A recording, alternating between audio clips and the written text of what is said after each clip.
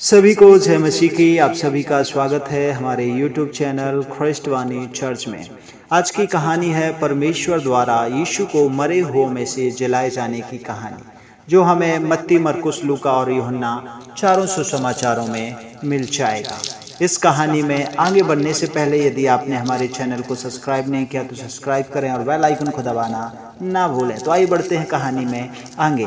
सैनिकों द्वारा यीशु को क्रूस पर चढ़ा देने के बाद यहूदी अगुओं ने पिलातुस से कहा, उस झूठे यीशु ने कहा था कि वह 3 दिनों के बाद मरे हुओं में से जी उठेगा।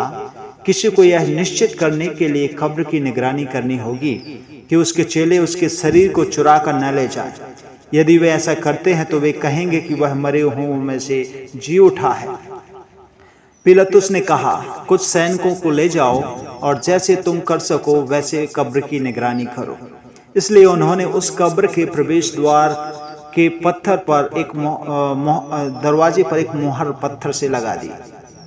उन्होंने यह निश्चित करने के लिए वहां सैनिकों को भी बैठा दिया कि कोई भी उसके शरीर को अर्थात बॉडी को चुरा ना सके। प्रभु यीशु के मरने के बाद का दिन सब्त का दिन था। कोई भी सब्त के दिन काम नहीं करता था, इसलिए यीशु का कोई भी मित्र कब्र पर नहीं आया था। परंतु सब्त के बाद के दिन सुबह भोर को ही कुछ स्त्रियां यीशु की कब्र पर जाने के लिए तैयार हुई। वे उसके शरीर पर और भी मसालों को लगाना चाहती थी, अर्थात सुगंधदायक द्रव्य। उन स्त्रियों के पहुंचने से पहले कब्र पर एक बड़ा भूकंप हुआ।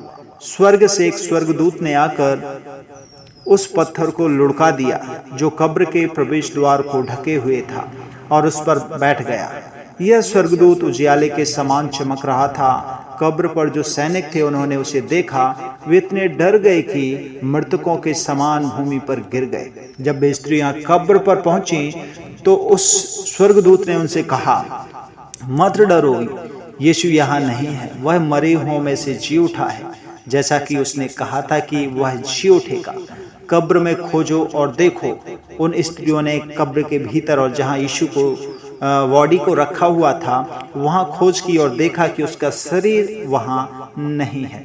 तब उस स्वर्गदूत ने स्त्रियों से कहा, जाकर उनके चेलों को बताओ, यीशु मरे हुओं में से जी उठा है और वह तुम्हारे आगे आगे गलील को जाएगा। वे स्त्रियां अचंभित हुईं और बहुत आनंदित हुईं। वे चेलों को यह शुभ संदेश सुनाने के लिए दौड़ पड़ी। जब स्त्रियां चेलों को यह शुभ संदेश बताने के लिए अपने मार्ग पर थीं तो यीशु उन पर प्रकट हुआ। वे उनके पैरों पर गिर पड़ी। तब यीशु ने कहा, मत डरो, जाकर मेरे चेलों से गलील जाने को कहो, वे वहां मुझे देखेंगे। ये थी प्रभु यीशु मसीह की जलाए जाने की कहानी। आपको कैसी लगी आप हमें कमेंट करके जरूर बताइए। God bless you.